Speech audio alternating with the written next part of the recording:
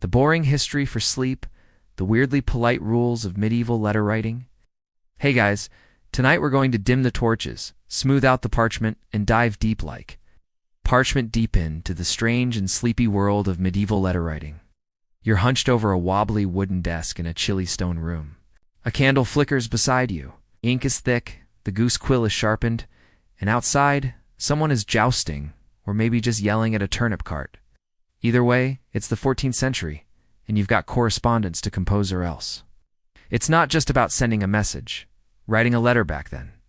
That's a full-body workout with existential stakes. And spoiler alert, if you forget to flatter the recipient properly, you could find yourself reassigned to ditch digging duty in the rainy season. You probably won't survive this. So before you get comfortable, take a moment to like the video and subscribe, but only if you genuinely enjoy what I do here. Also, drop your location and the local time in the comments. I always love seeing where in the world you're re-listening from.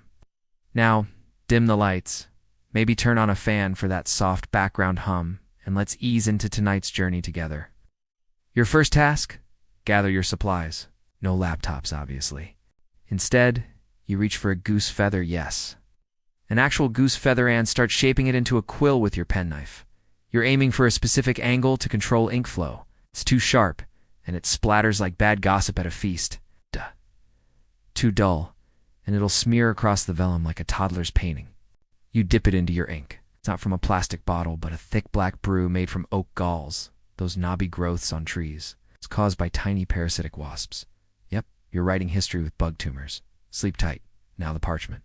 It's not paper. It's sheepskin. Someone somewhere scraped this smooth by hand. Smells faintly barnyardy, but it's durable.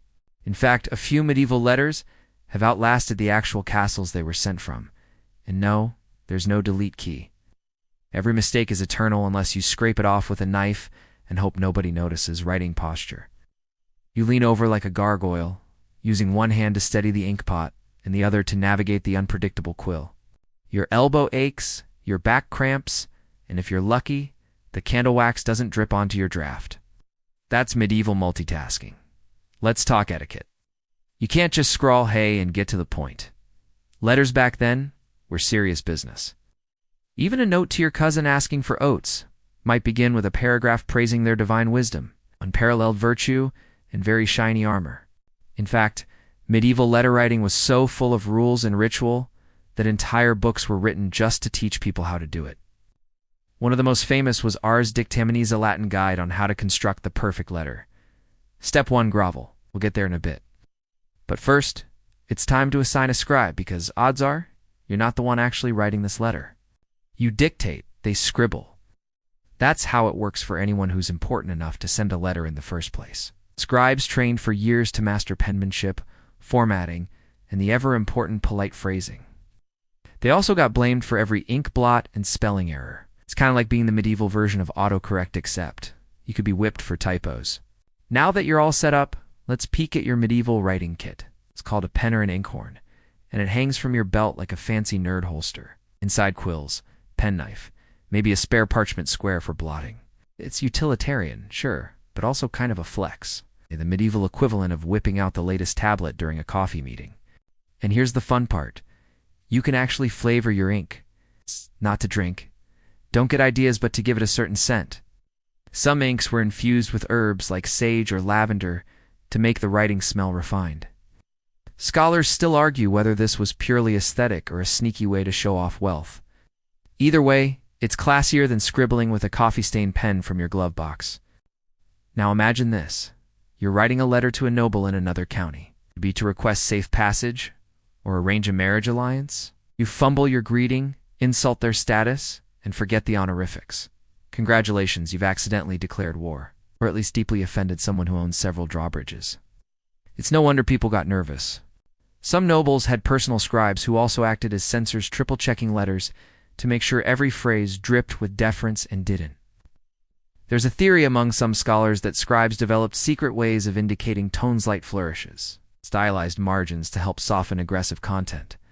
Others say that's nonsense, and it was all just guesswork wrapped in wax seals. But back to your aching wrist. You're halfway through the salutation, the ink's running low. And your scribe is whispering something passive-aggressive about your rambling. just remembered this letter might travel 300 miles on horseback, be read aloud to a crowd of nobles, and archived in a monastery for centuries. No pressure. So you pause, you blot. You whisper a quick prayer to St. Catherine, patron of scribes and scholars.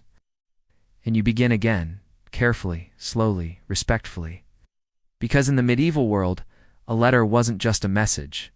It was a performance. It was diplomacy, and if done badly, it was potentially fatal. Your parchment is ready.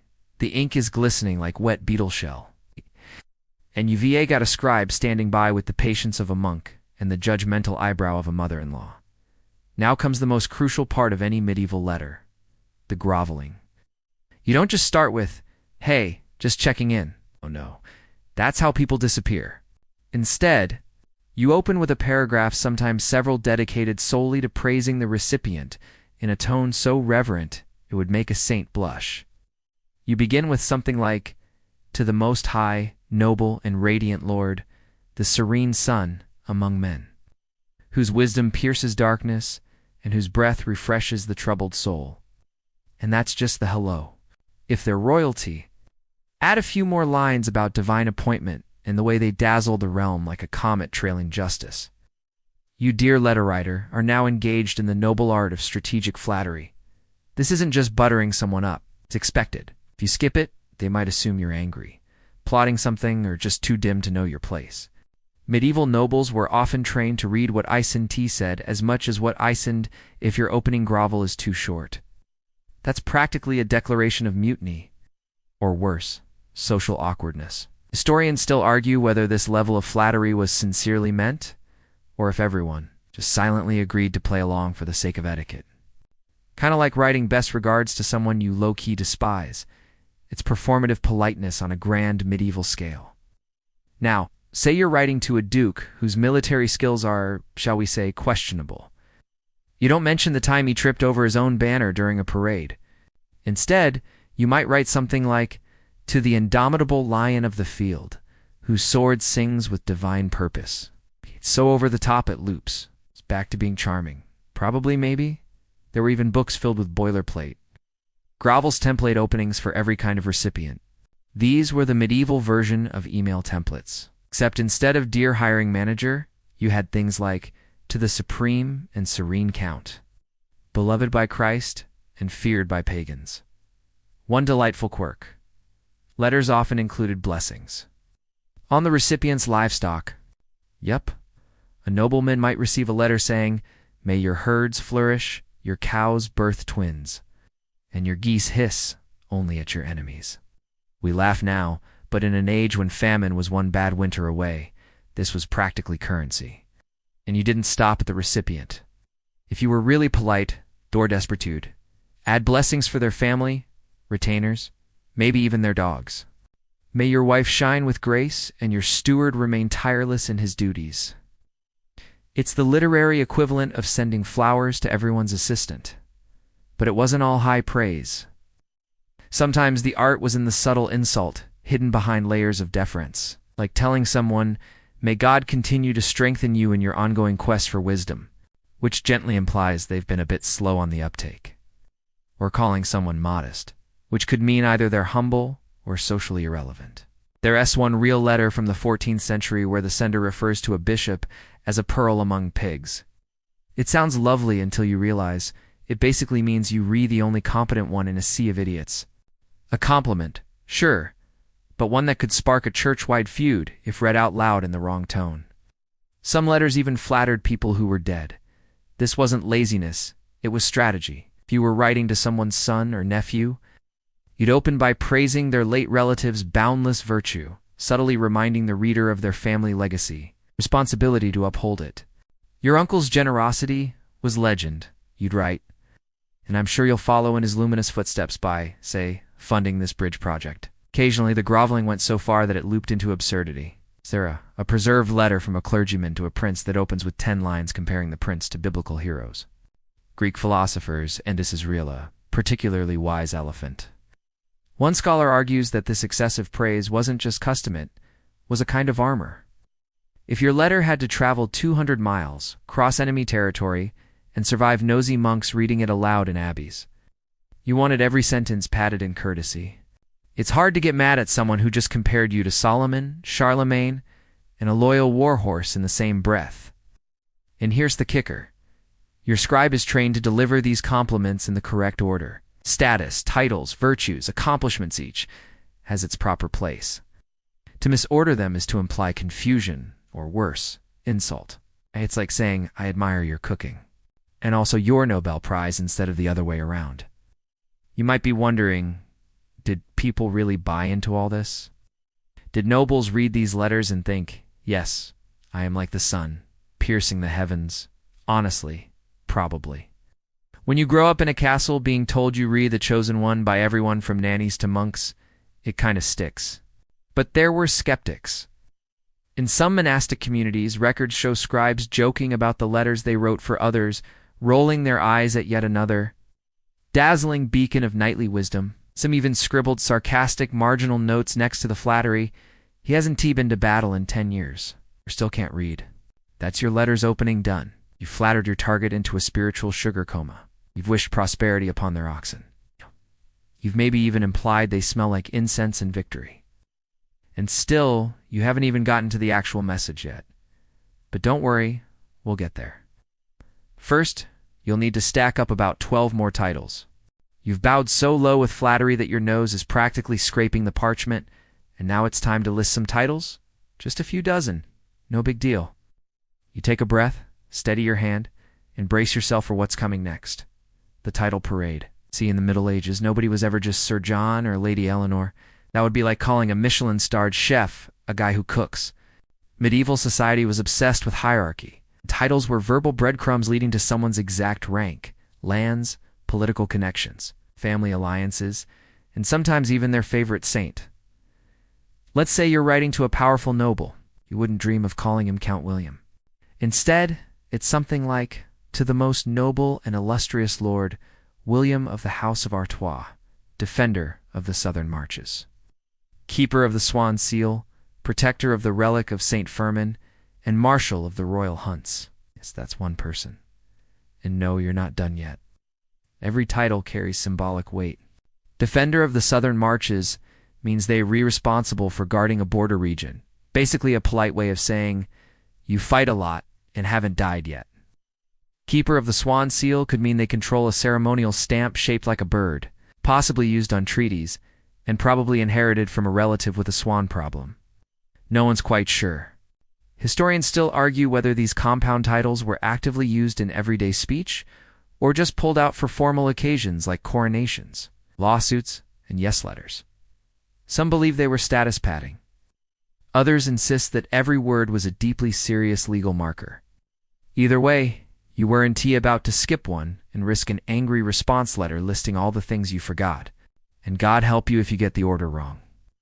Certain titles were considered more noble than others, so protector of the faith might need to come before overseer of the river dams. Get that backwards and you might as well have thrown the letter into a fire wrapped in an insult. You can almost hear your scribe sighing. This part's the worst. Writing out an entire genealogy true worth of honorifics is tedious, ink-draining work. But it's also risky because if you're re-corresponding with someone who's recently inherited a new title, and you miss it, it implies you don't know about their good fortune. Or worse, you don't care. There's one case in the 13th century where a minor noble threatened war over a letter that omitted his most recent accolade. He'd been named Royal Falconer of the East, and when a rival wrote him a letter without mentioning it, he reportedly sent it back with a correction in red ink. Petty? Absolutely. But hey, status was everything. A title was basically your medieval resume, ego, and personal brand rolled into one. And we're not just talking about nobility. Even monks had titles. Brother Thomas, canon regular of the Augustinian order, guardian of the sacred herbs, and humble servant to the rule of St. Augustine.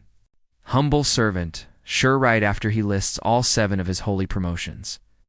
In one letter from a monastery in Burgundy, the salutation to the abbot was longer than the message itself. It read, "To the right pious and illuminated shepherd of our souls, guardian of the abbey's rule, worthy successor to St. Benedict's traditions, father of the scriptorium, lord of the beehives." Yes, lord of the beehives, because because apparently in addition to prayer and fasting, managing apiaries was a big deal. And let's not forget when titles clashed. Imagine writing to two nobles who both insisted on being addressed first. Which one do you prioritize? Some scribes tried alphabetical order. Others went by seniority, region, or more awkwardly military record.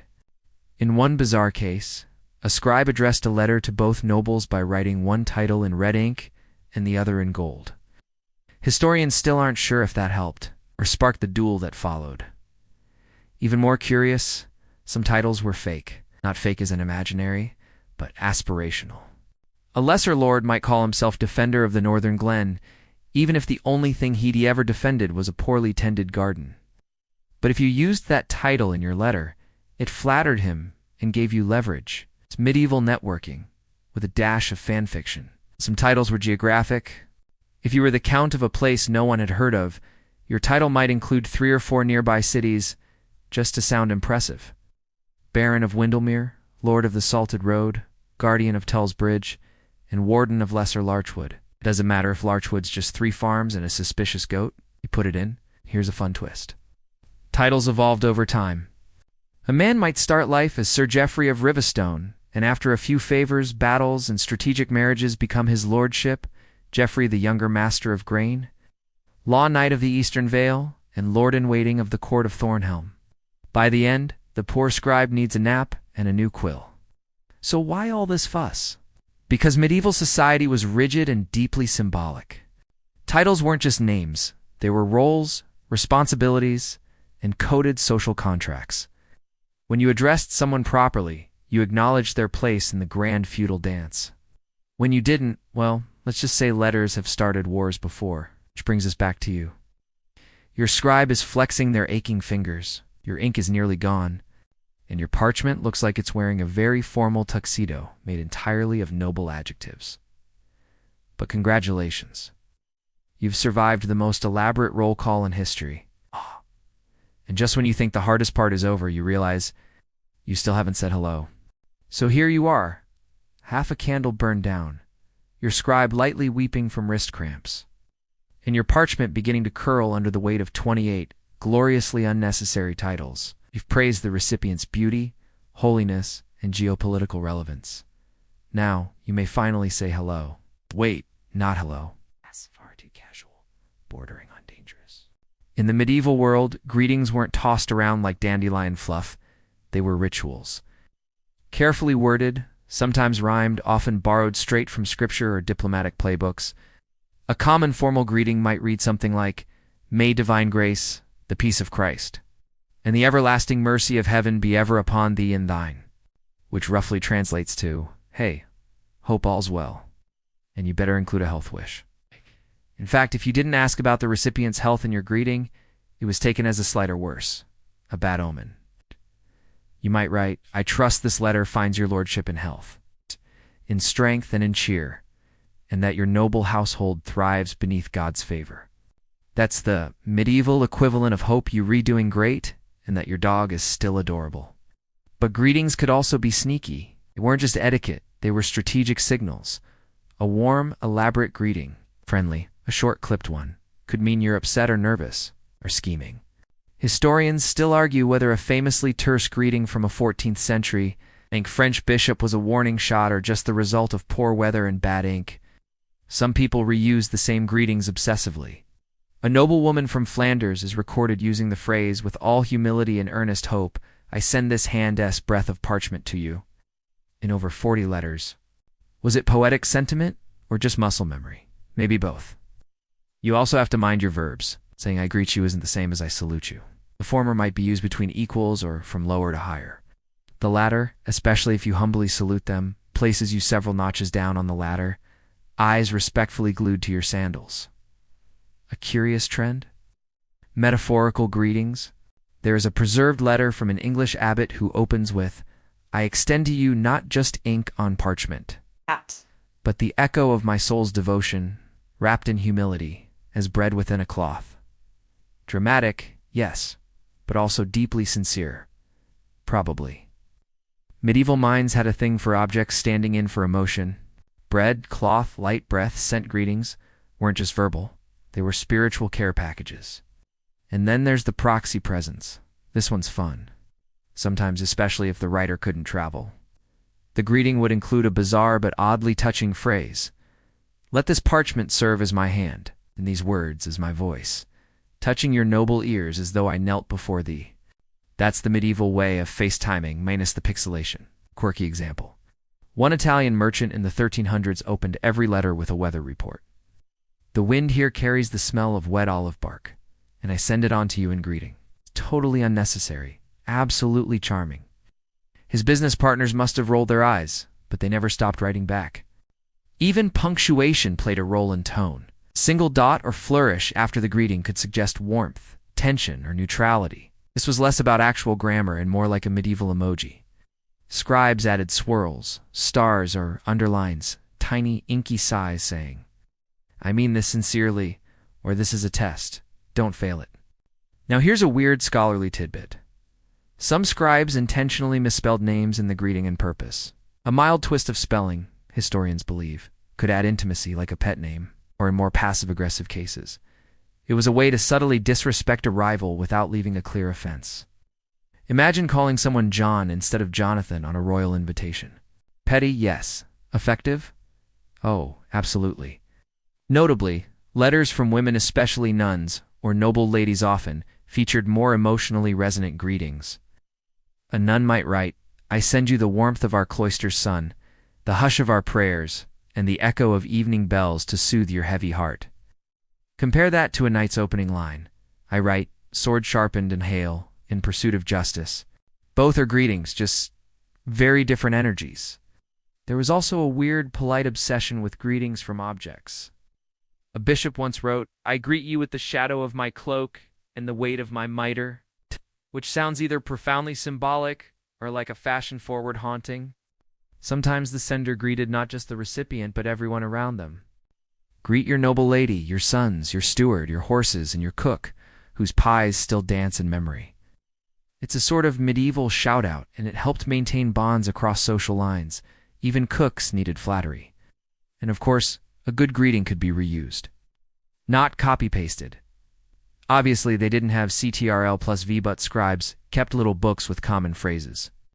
These phrase books were kind of like medieval greeting card catalogs. In case of war, use this. For awkward marriages, try that. Some scribes even collected sarcastic or subversive versions meant for satire or coded messages. One rare fragment contains a fake letter greeting someone with the stench of wet sheep and the memory of a failed harvest. Scholars believe it was written as a joke between students or as a very bold way of telling someone they de-offended the village. Either way, it's memorable. So you've flattered, titled, and now greeted your noble recipient. You've wished them spiritual blessings, metaphorical sunshine, and the goodwill of their household ferret. You've included subtle punctuation, poetic flair, and probably a line about seasonal vegetables. Now, you're allowed to start the actual message, but of course not all at once, because first, you'll need to justify why you're writing. Now that you've greeted your reader with the rhetorical delicacy of a laced doily blessed by a bishop, it's time to lean in and explain yourself. Why are you writing this letter in the first place? In modern terms, this is where you'd just type, hope you're well, just reaching out because... But in the medieval world, saying why you're writing was its own art form. Saying it wrong could ruin everything. See, medieval letters weren't written lightly. You couldn't just shoot off a quick note before lunch. Every letter involved parchment, ink, expensive labor, and usually at least one grumpy goose who gave its life to become your quill. So when you wrote, the expectation was that you had a very good reason. That's why letters rarely launched right into the business. Instead, there was a whole ritual of justification. You had to explain why you were writing, why now, and sometimes even why it was you, and not someone more important. Think of it as politely begging permission to enter the recipient's mental space. A common way to begin this section might be, compelled by the urgings of affection and duty, and unable to be present in person, which is a very flowery way of saying, sorry I couldn't visit. Sometimes you'd see, though the lowliness of my station makes me unfit to trouble your lordship's ear. That's code for, I know I'm beneath you. Please don't throw this letter into a moat. Because remember, social rank didn't vanish just because you put ink to paper. You had to show you knew your place. Historians still argue whether this excessive humility was always sincere.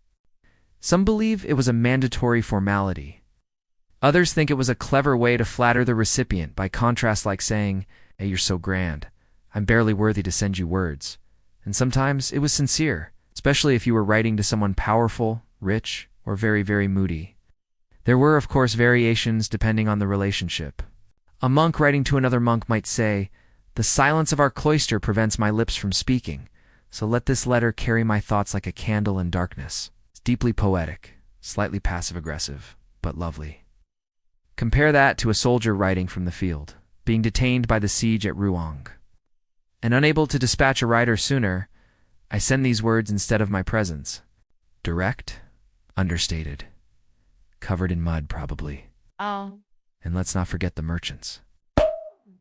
Medieval traders were the kings of polite urgency. One preserved letter from a Venetian merchant to a wool supplier in Bruges opens with, "As our last account remains unsettled and the winds have favored your port, I take pen in hand with all respect to renew our understanding." Translation: "Where's my money?" And also, "I know you're home." There was also this subtle trick of assigning the cause of the letter to a third party, usually divine. It removed personal blame and made the message sound holy. You'd write, "Moved by the spirit of justice, I take this moment to write," or urged by the example of the saints, "I must bring this matter to your attention." That way, if the message annoyed the recipient, it wasn't you being pushed. It was God, which is frankly a brilliant maneuver. Now, sometimes the explanation got unusually dramatic. Oh.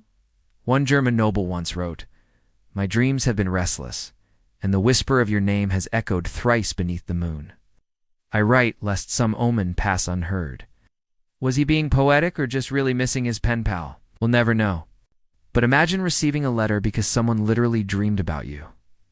That's either flattering or mildly terrifying. Then there were practical justifications, whether illness, distance, in a world without overnight shipping, explaining why you had to write was important. You might say, "The roads are impassable, the rivers swelled, and my last rider was felled by ague." In short, you're saying, "Sorry I didn't visit. The world tried to kill my messenger. Please don't be mad." There was also a kind of reverse excuse, explaining why you didn't write sooner. A real letter from a monk in Normandy apologizes for a 2-year delay by saying, "My ink froze. My fingers were taken by the plague. I lacked a decent courier, honestly." Valid? Quirky side note. In some regions, people justified writing with animals. That's right. One preserved Spanish letter opens with, "As my mule was lame and the snow kissed our valleys, I entrusted these words to the wind." The wind.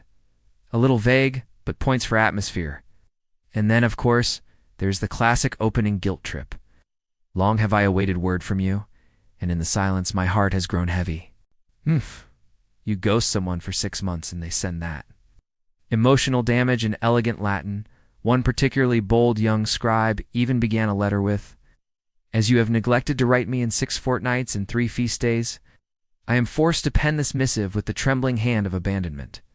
Historians think it was either a very dramatic cousin or a rejected suitor. Either way, it's a lot. But not all letters leaned into drama. Sometimes, especially in legal or political messages, the justification section was strictly business. Something like, "Following the terms set forth in our prior agreement, and upon receiving word from your steward, I now respond in good faith." Dry as parchment toast, but effective. Now, let us talk about letters between friends, or what passed for friends in a feudal world built on alliances, land, and convenient betrayals. These letters often included justifications rooted in affection. Thinking often of our times beneath the linden trees, hearing of your recent success, I was moved to write. Sweet, right? Unless the next sentence is a subtle ask for money. That's the thing, this whole section was often a prelude to a request. You buttered them up, you explained why you were writing, and now you're finally inching toward your real point. But before you leap into asking for favors, you still need one more thing. A reminder of your shared past. Because in the Middle Ages, memory was currency. If people remembered you fondly, they were more likely to send grain, soldiers, or someone to help you dig your moat. So, before you ask for anything, you gently begin to reminisce. Let's drift a little deeper. No ink, still damp, candle flickering, and you, hunched politely over your table, about to play your most powerful card. Shared memory. See, the medieval mind had an almost sacred relationship with memory. To remember someone fondly wasn't just nostalgic, it was a form of loyalty, a kind of emotional debt. So before you dared to ask anything of your recipient, you reached back through time and pulled forward a warm, glowing piece of your shared history. Something familiar, something safe. Maybe you start simple. I recall with joy the feast of St. Eligius, when your laughter rang like silver beneath the tapestries. That sentence says, "We've had good times." Remember that? So maybe Dan T be too harsh when you see what I'm about to ask, or you go heavier. Your kindness to my late father in his final days is not forgotten, and neither is the light it brought to our house. Now you're drawing on something powerful, Ed and emotion and legacy, all in one soft, perfectly inked line. Historians still argue whether these memory lines were always sincere or just strategic placeholders, little emotional bookmarks slipped into the narrative. Some say they were heartfelt. Others believe they became so formulaic that scribes had entire shelves of past memory templates ready to deploy for any occasion. Regardless, they worked. Even more effective, specific memories. Vague lines like "we have shared times of joy and burden alike" could be seen as lazy. Something like "I remember the day your hawk returned lame, and you wept not for its flight, but for its pain." Well, now you're tugging on the recipient's humanity. That's not just shared memory, that's emotional excavation. Sometimes the memory wasn't even flattering. You might write, "Though we once disagreed over the harvest tax, your wisdom and debate taught me more than I had known." It's a neat little move. Admit past tension, then immediately elevate their intelligence. Sneaky? Yes. Effective? Absolutely. Some letters took the memory angle a step further, leaning into almost dreamlike territory.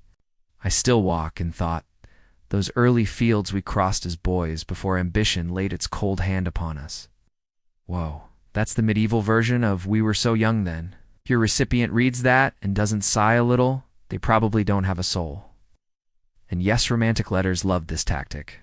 A nobleman might write to a lady, "I recall the brush of your sleeve during the festival of new wine, and how the firelight dared not match your gaze." Is that good writing, or just practice from years of troubadour poetry? Either way, that man knew what he was doing. But it wasn't all hearts and nostalgia. Some memories were transactional. "Remember that time I saved your granary from bandits?" It was a perfectly valid opening. Or, more tactfully, "Let it not escape your memory that in the year of the late frost, I stood by you when your fields lay bare." It's a reminder, framed as reverence. Monks got particularly creative. One Benedictine letter from the 1200s recalls, "I remember your hand upon the psalter, its steadiness unshaken, even when the wind stole the candles from our vigil." That's either a poetic compliment or a very niche flex about reading in the dark. There is even a bizarre preserved letter from a minor courtier to a bishop that says, "Ever do I recall your kindness in not laughing when I dropped the eel at dinner." Strange, yes, memorable, very, and weirdly humanizing. The writer didn't actually have a memory with the recipient, so they'd fake one, or worse, borrow someone else's. "Though we have not met in flesh, I have heard from my uncle of your youthful valor at Montfort." It's a little white lie, wrapped in flattery. And yes, scholars still debate how often these second-hand memories were used as pure manipulation versus sincere admiration. Probably both. And here's a lovely fringe detail. Some scribes embellished shared memories with smells. Really? One odd letter from southern France opens with, "I remember the saffron-scented cloth you wore that spring, and how its fragrance filled the space between our words." That's a deeply specific, canned, fragrant kind of memory. You can almost smell the social pressure. Of course, not all shared memories were noble or emotional. Some were just odd. One Flemish brewer's letter to a trading partner starts with, "Do you still laugh as I do at the mule that drank the spiced ale and chased the bishop's dog?" Honestly, that's friendship, and possibly the beginning of a very niche medieval sitcom. What's fascinating is how often this memory device appears even in the driest letters. Even if the main subject was taxation, logistics, or border disputes, you'd still find some little nod to the past. As once we stood together before the revest judgment, so now I ask your favor in this lesser thing. It doesn't matter if you re-requesting troops or asking for a goat the past is your currency, but you had to tread carefully. Misremembering something or worse, remembering a moment the recipient wanted to forget could backfire.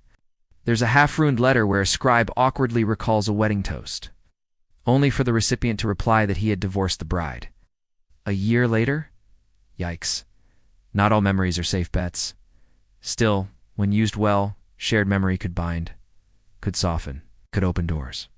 And now that you've lovingly reminded your recipient of eel mishaps, rain-soaked hymns, and saffron-scented courtship, your letter has finally earned the right to stretch its arms and make the ask. It's time. Say what you want. But of course you can't just blurt it out. Because in medieval letter writing, even asking had rules. All right, you've buttered them up. You've bowed. Remembered birthdays, tiptoed through the gardens of shared nostalgia. Now comes the trickiest, slipperiest part of this entire parchment-bound performance, asking for what you actually want. But let's be clear, this is not the moment to suddenly get confident and say, "Me 3 barrels of grain and a new ox by Tuesday." No, that would be uncouth, possibly heretical, the careful etiquette of medieval letter writing.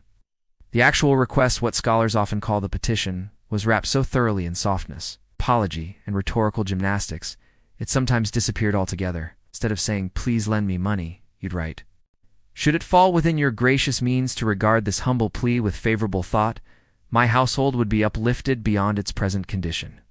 Translation? I'm broke. Help.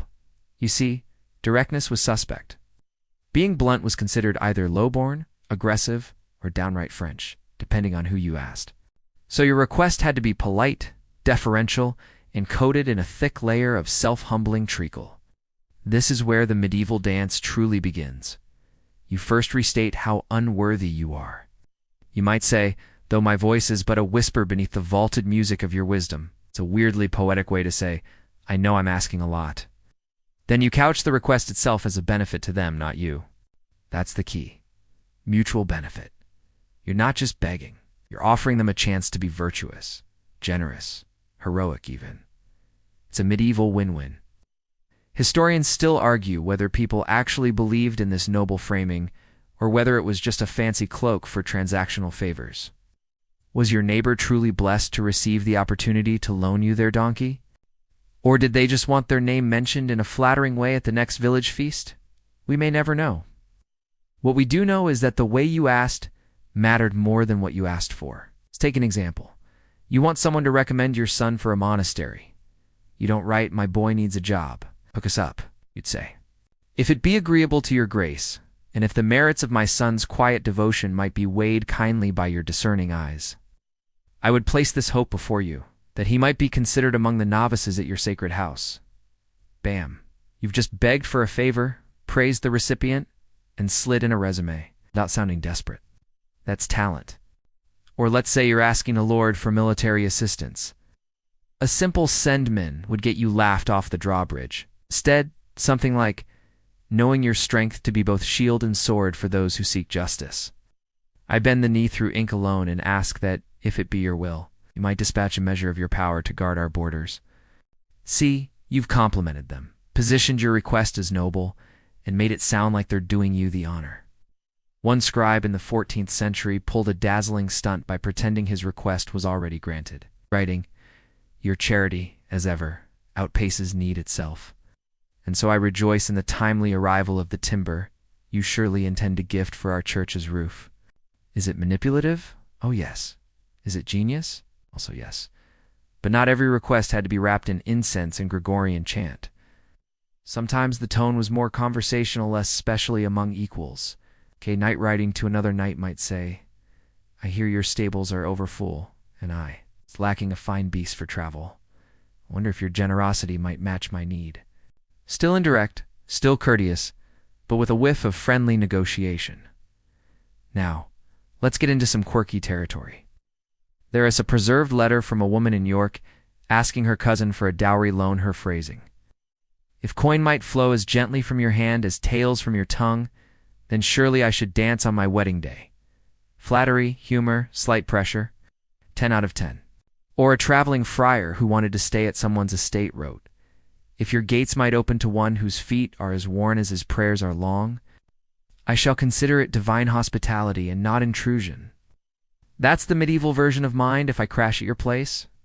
There were even apologies built into the requests. You'd read lines like, "I know the burden I lay before you may stretch the bounds of our acquaintance, but I trust the measure of your virtue will find space for it."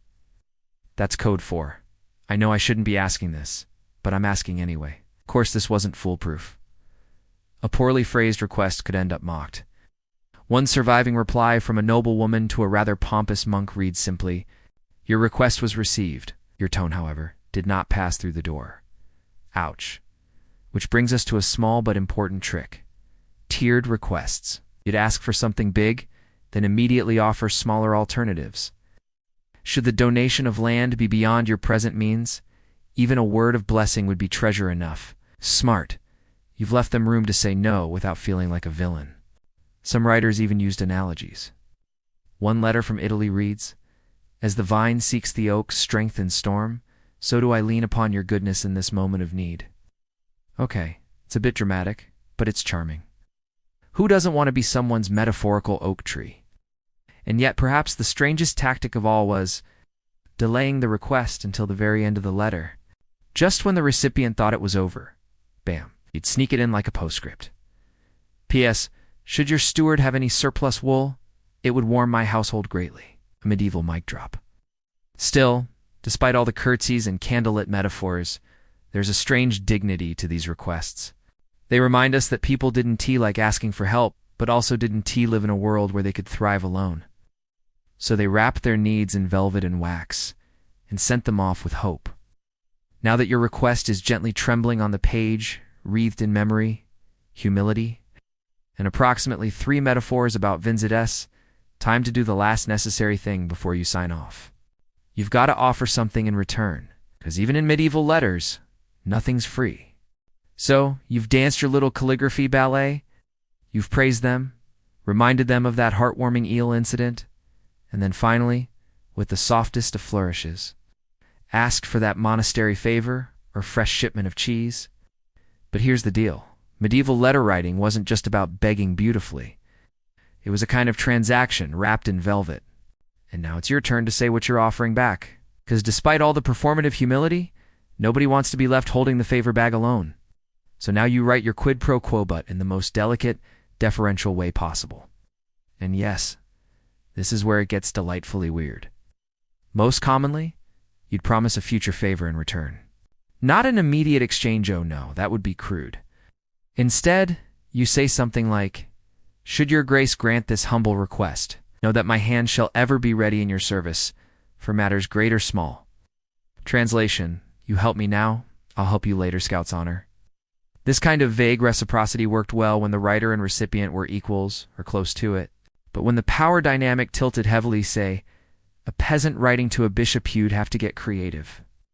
You might promise prayers, or spiritual merit, or eternal gratitude, which, let's face it, is basically emotional currency. A popular one is the old reliable "I shall ever speak of your generosity." It's flattering and cheap. It's like saying, "I'll totally tag you in the story when I post this." Except it's $12.97, and Instagram is still just illuminated sheep. Sometimes the return offer was deeply specific. A tailor might write to a merchant, "Should your house provide this thread, I will fashion for you a cloak of such fine cut that even the wind shall envy its fit." Poetic, yes. Possibly exaggerated, absolutely. Hey, but it made the offer sound more like an honor than a deal. And monks. Oh, monks were masters of spiritual reciprocation. If they needed bread or wax or the loan of a mule, they'd offer. And for such kindness, 10 masses shall be sung in the quiet morning for the peace of your soul. Basically the medieval version of, "I'll put in a good word with upper management." Now, if you were writing to someone way above your station, the offer part got trickier. You couldn't really give them anything, so you went abstract. You'd offer loyalty or faith, or eternal honor in my household. Things you couldn't measure, return, or refund. But that was the point. Kept the transaction metaphorical, not literal. Historians still argue whether these offers were ever followed through on. Did that peasant actually speak of the Baron's grace at every tavern stop? Did the monk really sing those 10 masses? Or did he just hum Gregorian chants while peeling turnips? We may never know. But what matters is that the offer was made. It was symbolic, and symbolism was everything. In some letters, especially among traders and guild members, the offer turned practical. One weaver in London writes, "Should you grant my cousin a place at your booth, I shall deliver to you 3 bolts of wool, dyed true in Saxon blue, with not a stitch mislaid." That's basically an invoice with poetic dressing, efficient and courtly. But here's where it gets quirky. Sometimes the return offer was bizarre. There's a surviving letter from a man in Lincolnshire who promises, in exchange for a loan of 5 chickens, that he'll name his next child after the lender. "And should God grant me a boy, he shall bear your noble name, that it might echo in fields beyond your own." Now that's either heartfelt or deeply strange, especially if the lender's name was something like Egbert, or this gem from a traveling mason. "If your lordship grant me shelter, I shall carve your likeness in miniature upon the corner of the church porch, that all may know your mercy." So yes, you could literally trade favors for a stone selfie. Medieval brand promotion, folks. Sometimes letters offered nothing, at least not right away. But they'd write it as though they would offer something in very roundabout ways. Like, "Should your grace be met with favor from heaven for this deed, know that all who witness it shall honor your name." Just like saying, "You'll get good karma, promise." And yes, the most classic fallback of all, "I remain ever in your debt." Short, heavy, slightly ominous. The medieval equivalent of saying, "I owe you one," and hoping they never collect. Oh. Sometimes people pretended to offer something. One sly courtier wrote, "Should I ever hold the means, I would furnish your halls with silver and wine." Except he very much did not hold the means. It's the medieval version of writing a check your parchment can't cash. Interestingly, women writing letters often framed their return offers in terms of emotional loyalty or family honor. One noblewoman wrote to her brother, "If you find it in your heart to support this plea, know that I shall speak of you to my sons as the very image of virtue and protection." She is giving him a reputation boost with the next generation. Sweet, manipulative, possibly both. And sometimes the return was literally nothing, but you had to say it nicely. Oh. "Though I possess no treasure or means of value, know that I place this hope in your hands, with trust alone as my token." Beautiful. Also slightly sad, but undeniably elegant. So here's a final fun twist. Some writers offered their silence as the gift is in. "Help me in this matter, and it need not be spoken beyond these lines." Well, well, well. That's not just a favor. It's a bribe with a velvet hood. So here you are now, with your offer delicately sewn into the tapestry. Document. Maybe it's a prayer, or a bolt of cloth, or a child named after a chicken lender. Whatever the case, it gives your letter shape, a sense of fairness, of exchange, of not asking too much. And once that's done, there's only one thing left to do. You've got to sign off. But this isn't just yours truly, and a scribbled name. Oh no. Because in the medieval world, how you ended a letter mattered almost more than how you began. So now you've written the whole wobbly scaffolding, the greetings, the flattery, the memories, the humble little ask, and your shimmering return offer. The letter is a delicate of soft persuasion. But if you don't sign off just right, the whole thing collapses into a mess of awkwardness. Because in the medieval world, you couldn't just write by and be done with it. You had to close the letter like you were backing slowly out of a cathedral while still bowing, still praying, and still smiling, even if your knees ached and you really had to pee. A good sign-off was a layered thing. It had tone. It had purpose. It said who you were, what you hoped, and crucially how you wanted to be remembered after the reader put your letter down and wandered off to, say, chase geese out of their grain barn. Let's start with tone. Formal letters, especially those climbing up the social ladder, had to be positively dripping in reverence. Something like, "With the deepest reverence and my heart bowed low, I remain your most obedient servant, trembling at the thought of your reply." Trembling, really. But yes, this kind of phrasing was all the rage. It says, "I fear you, I admire you, and I'm already rehearsing how I'll react if you actually write back." Now that's on the more theatrical end, but not unheard of. In fact, trembling pops up more often than you'd expect. You'll also see, "Ever awaiting your gracious reply with eyes lifted to heaven." which kind of paints a picture, doesn't it? There you are, letter in hand, gazing skyward like a particularly anxious pigeon. Historians still argue whether these sign-offs were genuine expressions of devotion or just exaggerated social theater. Were people actually trembling with hope, or just really good at faking sincerity with a goose feather quill? It's debatable, but it worked. And then there's the warm but respectful sign-off. Say you're writing to a friend, maybe a merchant you've dealt with before. It might end with, "Ever yours in faithful friendship, and may your household know only warmth and good cheese."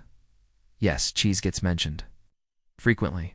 Apparently, wishing someone an abundance of cheese was the medieval version of good vibes.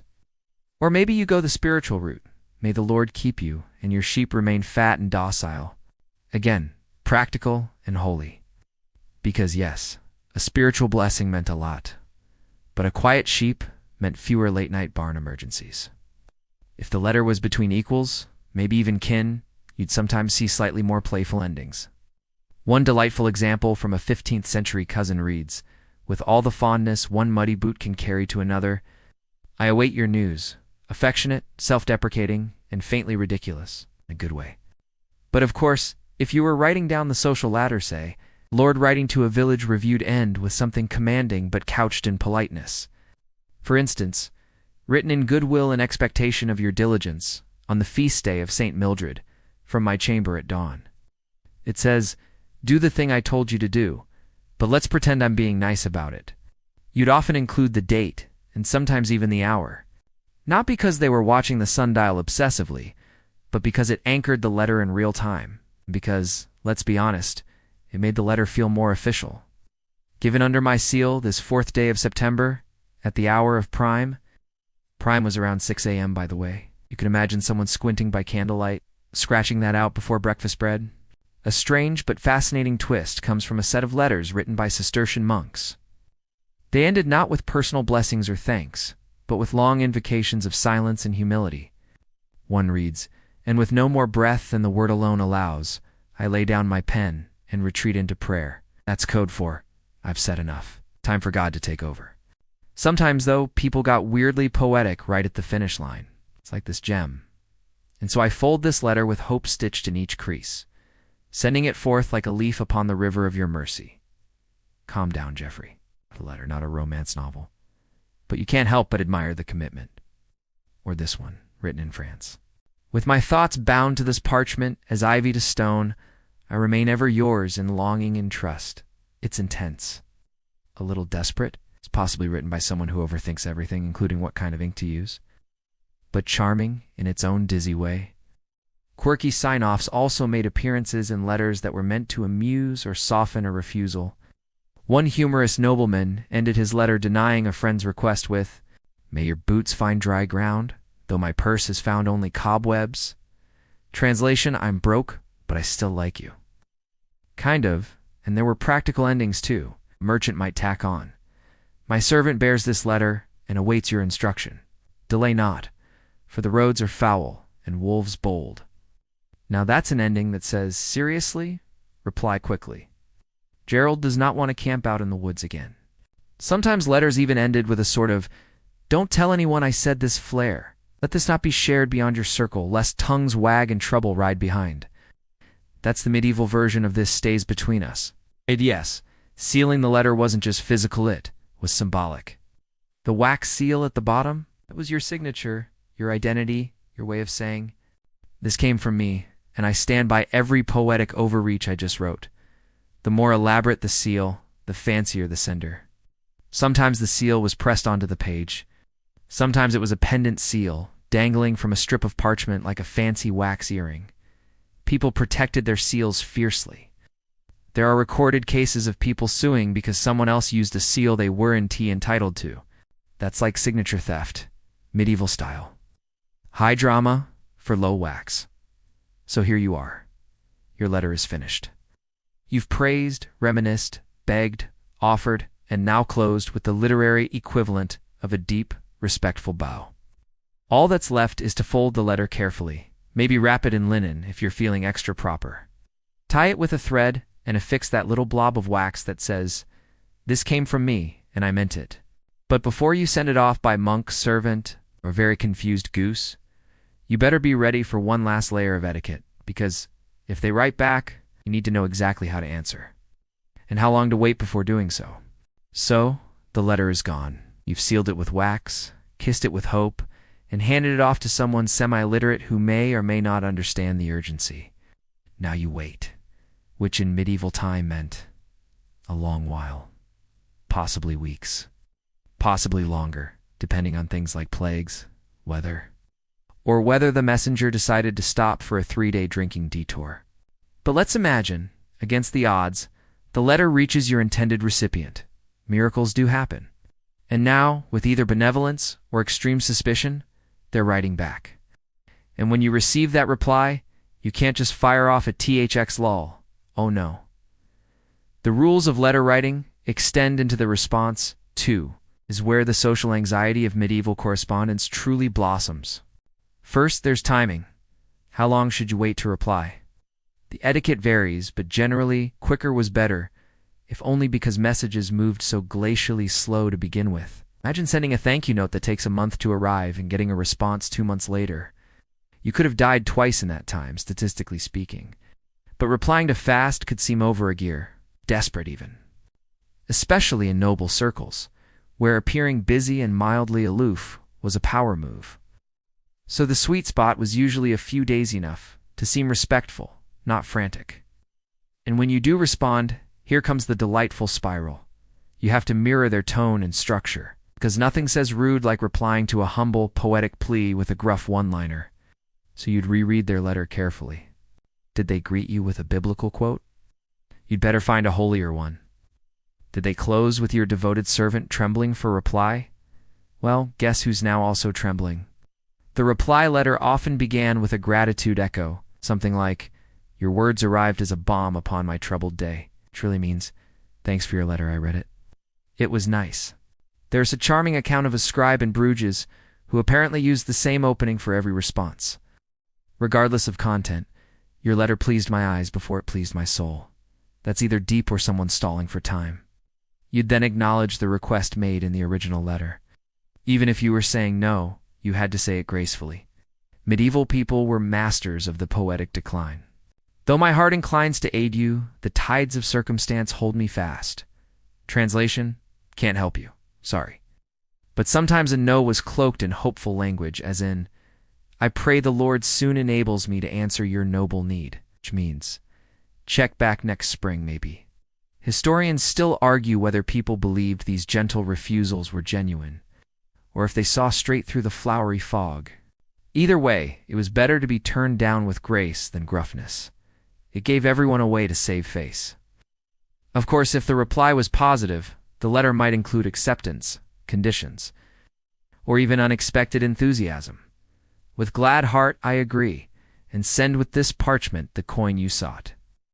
May it serve you well, and return doubled by your cleverness. Now that's not just agreement, that's encouragement and investment. Bonus points. And then there's the issue of escalating flattery. Flattered them, they flattered you back, and now you're obligated to flatter them even more. Letter writing could quickly become a politeness arms race. One monk's letters show an evolution of address over 5 exchanges. What began as brother in Christ morphed, by reply 4, into sunbeam of my daily devotions. Somewhere around letter 5, its most radiant mirror of spiritual longing. One can only assume the poor man ran out of adjectives and passed out. Oh, and remember the offer you made in your letter? If they mention it in their reply say, to accept it, to have to reaffirm it, but subtly. You don't want to sound transactional, as I offered. So shall I fulfill it with joy and haste? For your favor lights my way. That sounds way more impressive than, yep, deal's a deal, in cases of ongoing exchanges, say. Between nobles negotiating land boundaries or monks arranging manuscript copies, letters became a kind of prolonged chess match. Each reply nudged the conversation forward, always carefully avoiding direct conflict. One fascinating case involves a bishop and an abbot arguing over grain tithes. Their correspondence goes on for 9 letters each, dripping with reverent phrasing, even though they're clearly annoyed. The final letter simply ends with, "Let this matter be resolved in peace. If not in agreement, lest we weary the Lord with our scribbling." Translation: enough already. Now there's one more fun twist in the etiquette of replying. Sometimes you couldn't reply. Maybe your station forbade it. Maybe your hands were literally too inky from copying psalms all day, so you delegate the reply to a scribe or servant. But that came with risk, because their tone might not match yours exactly. One misstep, and suddenly your humble thank you for the goose becomes your goose was inadequate. So many people used scribes but dictated carefully. And yes, they often had favorite phrases or signature metaphors the scribe would sprinkle in, like a personal literary seasoning. And what if your reply got lost? That happened. A lot. So it became common to include a line like, "If my previous words did not find you, let this be their shadow and echo." Poetic, practical, slightly eerie. There were even letters about not receiving letters. 3 moons have passed since I sent my thoughts to you. Silence is their only answer. Translation: are you ignoring me, or is the mule dead? And now, the oddest bit. People sometimes replied to themselves, yes, if they never got an answer. They'd write a follow-up letter referencing the original as though it had been read. As I mentioned before, I place my hope again in your kindness, a gentle reminder laced with passive aggression that says, still here? Still hoping? Still writing? This whole elaborate exchange built not just a letter, but a relationship, a slow-burning paper friendship, where mutual politeness and literary flair held everything together.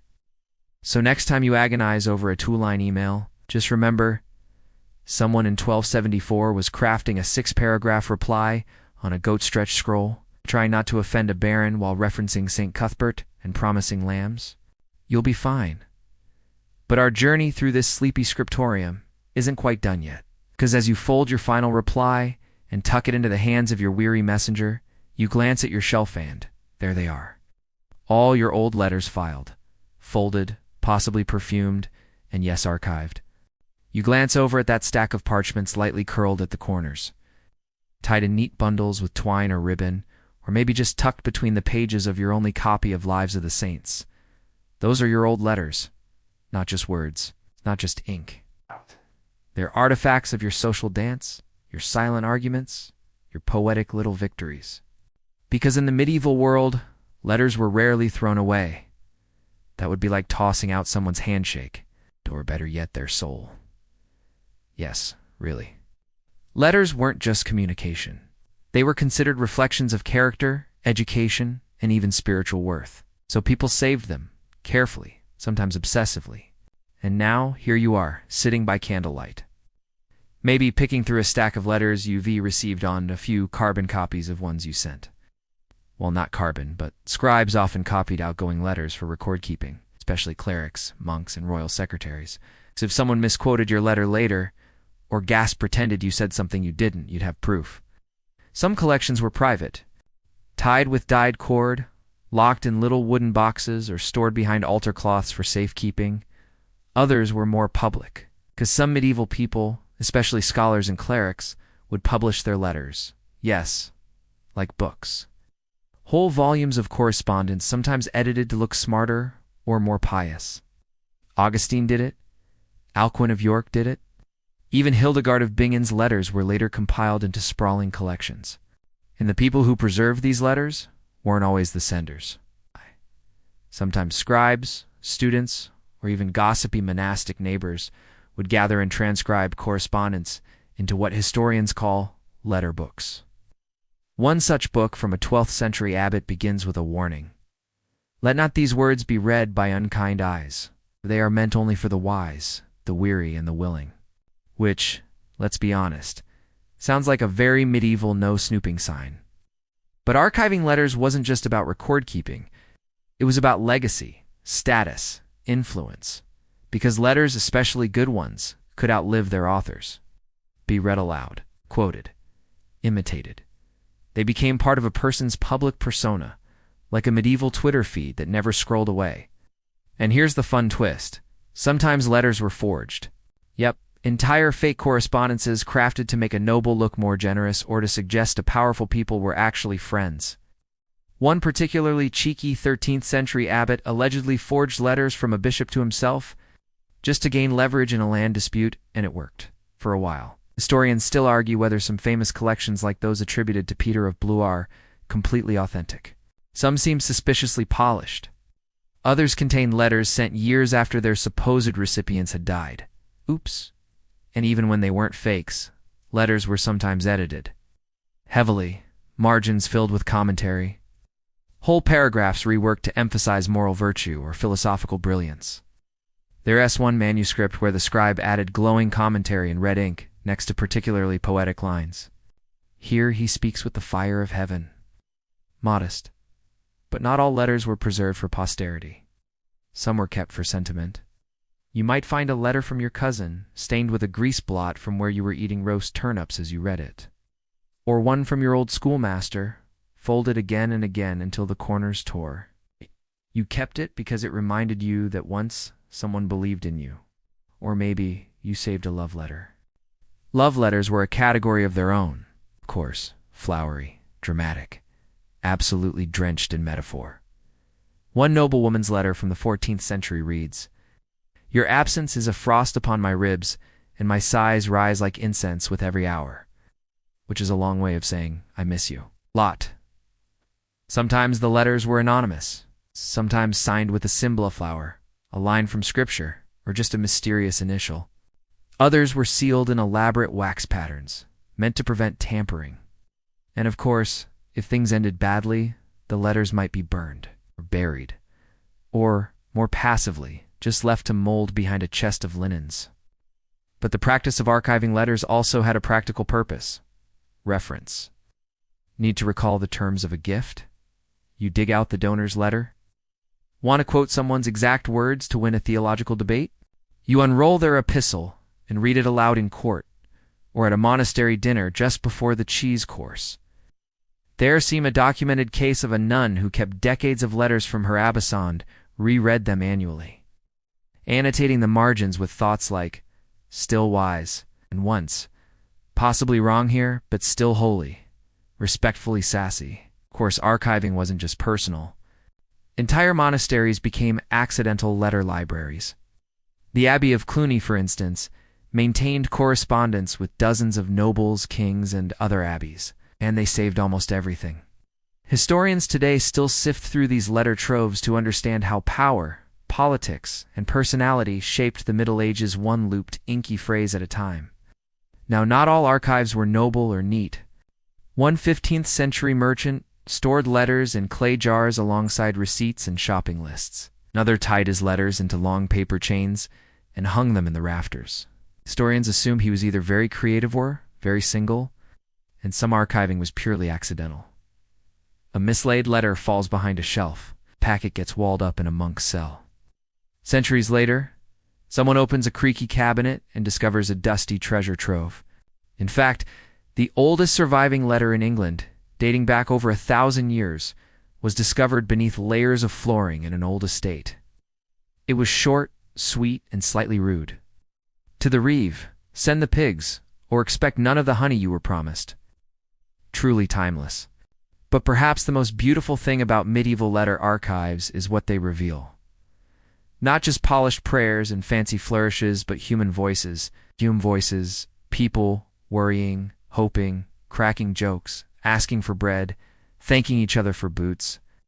And in a world where so much was spoken and forgotten, the letter remained, held, reread, remembered. So now, back in your own candlelit room, you run your fingers across those bundled scrolls and folded parchments. You remember who wrote them, who answered, who didn't? And maybe, just maybe, you write a little note on the back. Keep this. It mattered. Because even a boring letter can live a strange and beautiful second life. And now, as your archive of letters gathers dust and nobility, let's tiptoe into the last, often overlooked arena of medieval letter writing etiquette, the unsent letter. Yes, you read that right. Letters you wrote, folded, maybe even sealed, and never delivered. Why? Well, for the same reasons we draft an email and stare at it for 15 minutes before clicking delete. Fear, doubt, changing circumstances are simply the realization that once written, some things are better left unsaid.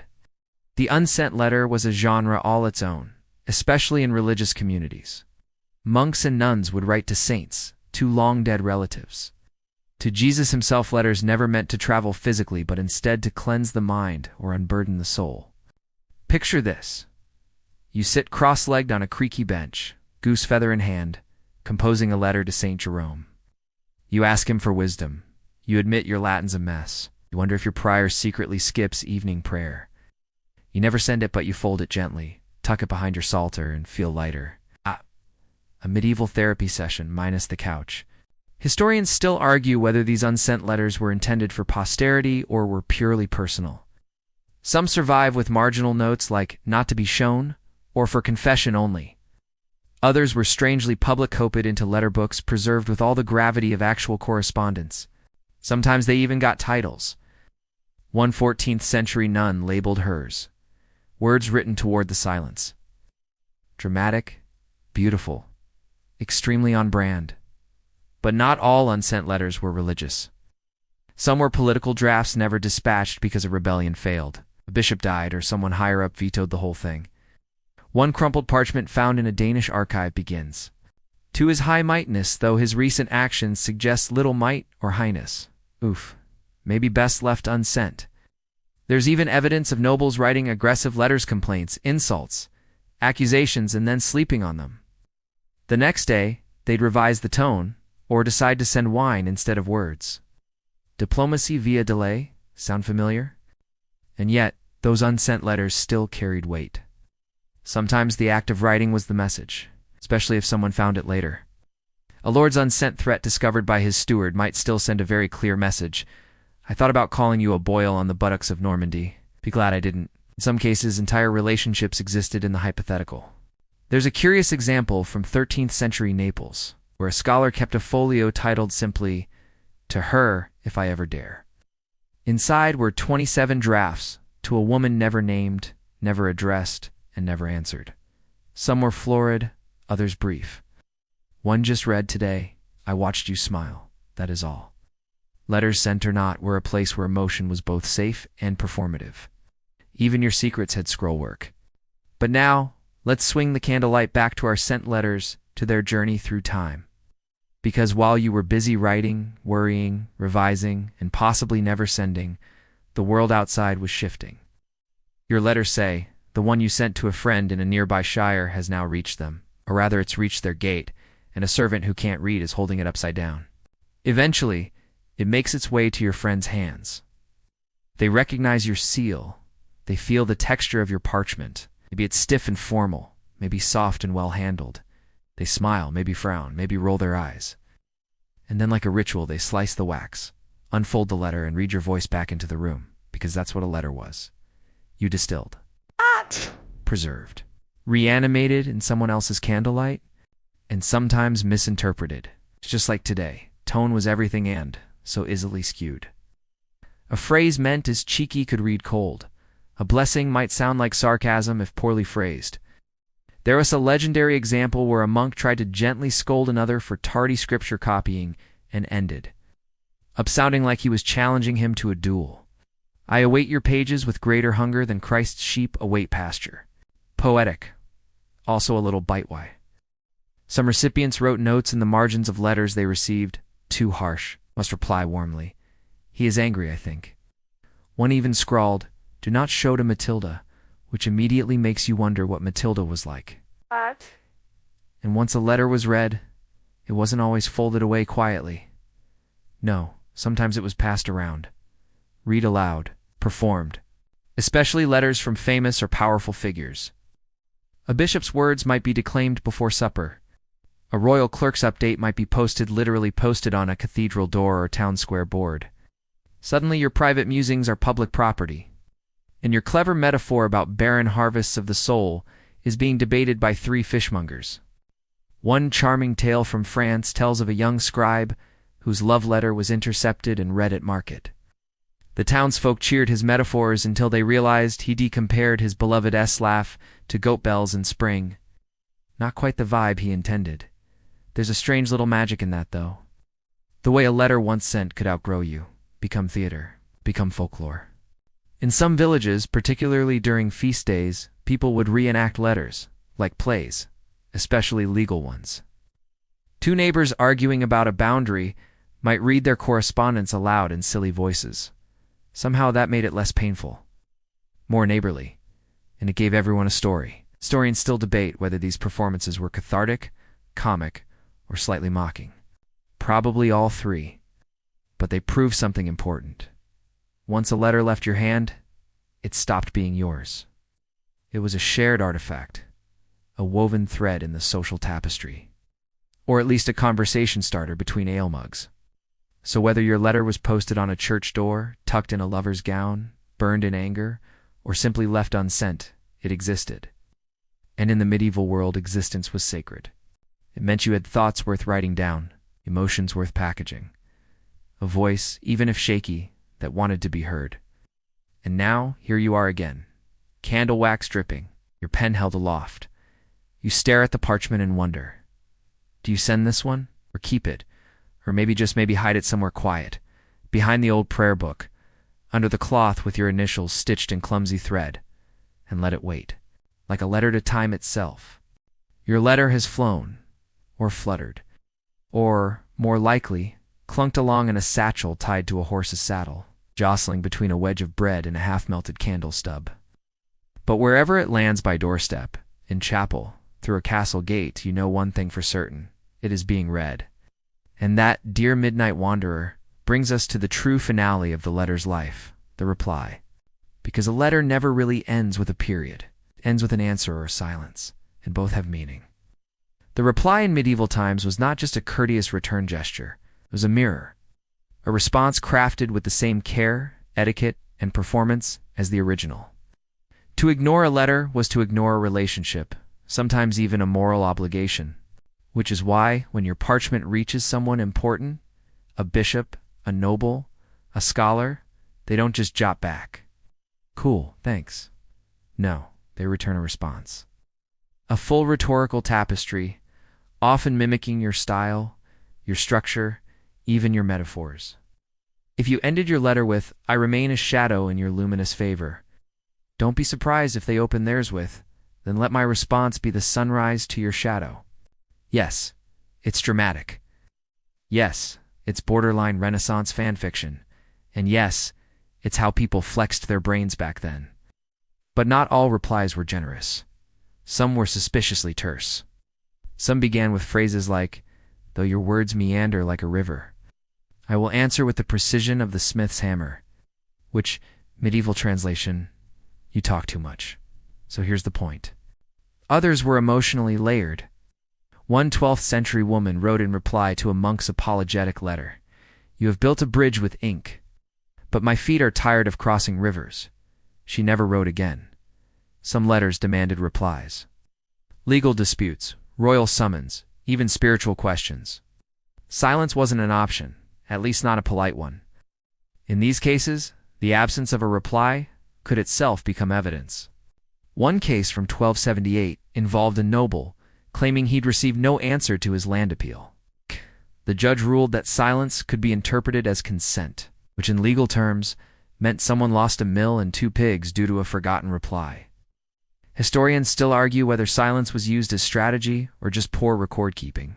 Some point to monasteries overwhelmed with correspondence, dozens of letters arriving weekly, with only one poor scribe and half a pot of ink to handle them. Others suspect calculated delays, especially in political circles. Delayed replies had their own etiquette. One might open a letter with, "Though many moons have passed since your gracious inquiry," which loosely translates to, "I definitely forgot, and I hope you didn't notice." Or even more apologetically, "My pen has slept, though my heart has stirred." Romantic, slightly evasive. Utterly forgivable, if you include a drawing of a flower in the margin. And then there's the chain letter. Eyes. Not the kind that promises curses if you don't forward it, but the kind that gets copied, shared, and replied to in rotating circles. Some scholars maintain massive letter chains, sharing questions or spiritual dilemmas across countries.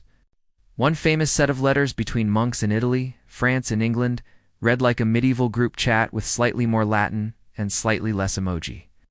One monk might pose a question: "Is mercy greater than justice in the heart of God?" Another replies, "Mercy is the sun, justice the shadow," and reveals the other. And a third writes, "Both rest in him, as bread rests in fire before rising. Theology. Metaphor. Some very hungry-sounding metaphors, honestly. These group replies were often collected into books or scrolls and studied like scripture. They show how the medieval mind didn't just communicate, it layered itself. Each response built upon the next, living, breathing conversation across time and space. And sometimes that reply never came. A letter disappeared, or it was intercepted, or the recipient died before responding. One poignant letter from a mother to her traveling son ends. If your eyes find this, return words to mine before the frost claims our orchard. It was found among her belongings years later, no reply attached. In such cases, the sender might write again, or keep waiting, or very occasionally reply to themselves. Yes, you read that right. There are examples where people wrote replies to their own unsent or unanswered letters, some to express closure, others to pretend. One knight's letter from the 1300s includes a marginal note in a different ink. If she had replied, it might have read so. He then writes a short, sweet note from her point of view. It ends with, "Ride carefully, and may your banner kiss the wind." A fictional reply to ease a real wound. So what did you do after receiving or not receiving your reply? Well, you might write again. You might escalate, might forgive. Or, if things were dramatic, you might show the letter around. That's right. If someone replied rudely, slowly, or not at all, you could copy their letter, share it with allies, even submit it to a council. The letter became proof of insult, of delay, abandonment. There's a documented case where a bishop sent a poorly worded refusal to a local noble, who then distributed 50 copies to surrounding villages. Each one annotated with, "See how the shepherd ignores his flock. PR disaster, 1242 style." And here's a slightly weirder twist. Sometimes scribes or recipients improved replies, edited them before filing, especially in monasteries. You didn't want future generations reading a sloppy or crabby letter from your favorite abbot. So a few kind corrections, more humility here, less salt there, smoothed everything out. Historians still argue whether some famous reply collections are authentic, heavily edited, or ghost-written altogether. In some cases, the reply sounds nothing like the person who supposedly wrote it. One noblewoman's letter ends with, "I will meditate on your requests, as dew gathers on lavender," which is beautiful, but also suspiciously poetic for a woman known mostly for shouting at butlers. So now as you sit beside your desk, you wonder again, will your letter earn a reply? Will it be long, short, immediate, delayed? Will it quote scripture? Mock your grammar? Will it arrive at all? Maybe yes, maybe not. But the truth is, the moment you sent your letter, you rejoined a grand, invisible dance of expectation and return. You made a move, and now the board is waiting. Every pause, every scribbled response, every silence at all says something. And as the candle trembles and the room hums with ink-stained stillness, you realize you've written not just words, but an invitation. Now it's someone else's turn to answer. Somewhere out there, maybe nestled in a chest beside a clove of hardened ginger, or folded neatly beneath a wooden icon, your letter rests. And whether it was answered, ignored, or slipped into the limbo of eternal pending, it's now part of something far stranger. The afterlife of correspondence, because medieval letters had a habit of lingering. Unlike modern emails that vanish into the digital ether, physical letters hung around. They were copied, cataloged, filed away like favorite recipes or pressed flowers or mildly suspicious wills. And once preserved, they began to live new lives whence their authors never intended. Welcome to the world of letter books. If you were wealthy, educated, or merely organized, you probably had one. Sometimes they were slim and practical, letters I've sent and received. Other times they were sprawling, ornate volumes, hundreds of pages bound in leather, indexed by themes like affectionate, scholarly, or litigious. You might even hire a scribe just to manage your growing archive. Imagine the librarian energy. But why keep them? Well, for starters, precedent. Past letters helped you write future ones. If you'd composed a masterful apology 5 years ago, why reinvent the quill? Just flip to that page and tweak the names. Done. Some nobles treated their letter books like prestige albums. Greatest hits? an ego shelf. Look, here's a missive from the king. Here's one where I scolded the abbot. Here's my spicy debate with the Bishop of Bath, framed in ink. These letters weren't just communication, they were testimony. And for those in religious or legal roles, letters were evidence, proof of promises, defense in disputes, receipts, medieval style. One abbot famously kept a 20-year archive just in case anyone ever accused him of neglecting his duties, which they did. And thanks to his fastidious filing system, he won the argument with a flourish and a footnote. Historians still argue whether these archives were common or elite. Some evidence suggests even modest merchants maintained bundles of correspondence, tied with string or leather cords, and handed down like family heirlooms. The equivalent of your grandma's box of old love letters, except with more formal greetings and fewer lipstick marks. And now we come to one of the more deliciously ironic twists. Letters meant to be private, becoming public treasures. A monk writes a vulnerable note about his doubts in faith. A noblewoman pens a bittersweet line about her distant lover. A teenage scribe drafts a frustrated complaint to his uncle about cold porridge. All of them, centuries later, are read by candlelight in some archive by someone wearing gloves and trying not to sneeze. There's something oddly intimate about that. These voices caught on parchment, whispering across time.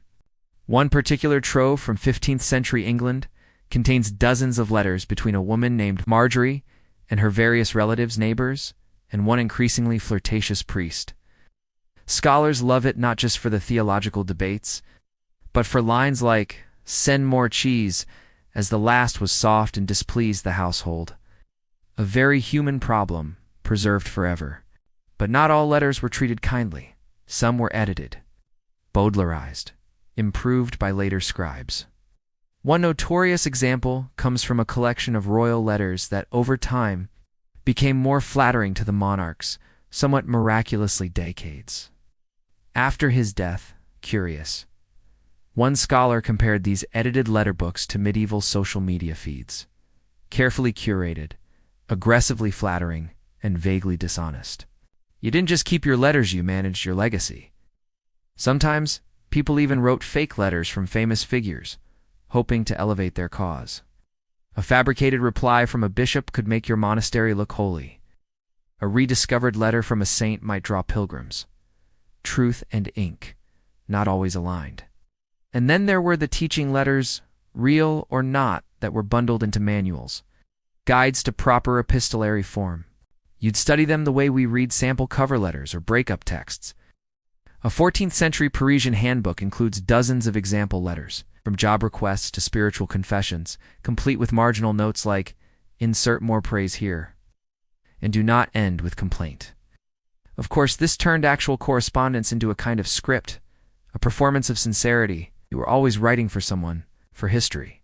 And when those letters survived, when they weren't burned, eaten by mice, or used to light a fireplace, they traveled. Monasteries traded them. Schools copied them. Nobles sent them as gifts. A good letter became like a relic, touched, treasured, passed down. One famous letter from Peter Abelard to Heloise made it across Europe. Through more hands than a holy chalice, weeping ink the whole way. Even more curious, some people memorized letters, especially love letters. So even if the parchment wore out, the words lived on. Recited, whispered, altered slightly over time like folklore. A kind of oral literature born from writing. And then there were the letters that disappeared. Historians love to speculate. What conversations are lost to us? What feelings, what arguments, what jokes never crossed the centuries? Sometimes all we have is a response. Bishop writes, "I regret the tone of your previous letter," and we clutch our armrests. What tone? What did he say? Another letter opens. "Though your accusation wounds me, I forgive your ignorance." And we blink into the void. What accusation? Was there drama? These ghost letter shadows without bodies are haunting. They remind us that letters weren't just paper trails. They were human lifelines. And losing one is like losing a heartbeat. So you begin to understand. The etiquette, the rules, the performative flourish, it all wasn't just about politeness. It was about preservation. If you wrote well, carefully, beautifully, maybe your letter would be kept. Maybe it would be read again. Maybe it would matter. Maybe it would survive you. And that, in the quiet weight of medieval time, was a kind of immortality. So tonight, as your fingers graze the imaginary edge of parchment and your mind drifts toward ink and wax and distant voices, you realize all these letters and sent unanswered, copied or cherished, they weren't about ending something. They were about continuing, about saying, I was here, I thought, I reached out. And somewhere, in a forgotten archive or a scholar's trembling hands, that message still flickers, still waits to be opened, still lives. Somewhere behind your eyes now, the candle gutter's low, the ink bottle's empty, the quill is dry. And still that folded letter sits on your table. It's crisp, seal unbroken. Whether you send it or not, the world has changed. Or maybe just your corner of it. But before sleep takes you, there's one last layer to uncover something few talked about aloud. But everyone knew, deep in the parchment of their bones, letter writing. In the Middle Ages wasn't just a skill. It was a kind of spell casting. Because woven into every word, every loop of script and crimson wax seal, there pulsed something ancient and careful. Letters could charm, they could curse, they could bridge seas and decades, and sometimes they could change fate. You, writing in the quiet alone, but never alone, were invoking a deeply human magic, the power to connect beyond distance, danger, silence, and time. And so, the final rule of polite letter writing was the strangest of all. Write as if your soul depends on it. Because in ways you couldn't name, it probably did. Some monks believed letters contained pieces of the writer's breath spiritus. They called it. That breath, once traced onto vellum, carried a sliver of your essence across space, which means every dearest friend or honored cousin came with more than ink. It came with you. One particularly mystical order in Italy claimed that if you prayed over your letter as you sealed it, the parchment would carry not just your message, but your blessing. Another sect, more dramatic, warned that ill-tempered letters sent without proper intention might sour the sender's liver. Historians still argue whether this breath-writing idea was symbolic, or if people genuinely believed their soul could smudge into the script. But even the skeptics agree. The care, the ritual, the almost sacred quiet of composing a letter, it went beyond etiquette. It was emotional alchemy, a way to touch someone without touching, a way to say the things you couldn't speak aloud, to beg forgiveness, to flirt without scandal, to confess your politics, to build a bridge between here and you, and sometimes to deceive. Because, of course, with such power came subtle poison. Letters weren't always honest, or fair, or safe. Some were forged, few were traps. One nobleman famously received a letter asking for safe passage to a neighboring city. He granted it. The result? An ambush? His reply became Exhibit A in his later trial and unwitting death warrant, as the chronicler called it. Another case involved a monk writing letters under the name of a bishop who long since died. His scheme? Secured donations for an imaginary chapel. He was only discovered when someone finally met the bishop at a feast, and remarked how well preserved he seemed for a man 20 years deceased.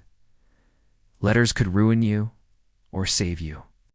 There's one chilling story of a woman accused of heresy who, while imprisoned, wrote a single letter to her daughter. No arguments, no protest, just a line. Sing what is true, even if your voice breaks. That letter made it out. Her body did not. But the line survived. It was copied, shared, scribbled in margins of prayer books, whispered into ears before execution. 6 words from a prison, echoing across centuries. So you see, your sleepy journey through ink and etiquette hasn't just been about manners or scribes, or amusing metaphors about cheese. It's been about how something small folded, sealed, and sent can ripple out far beyond its moment.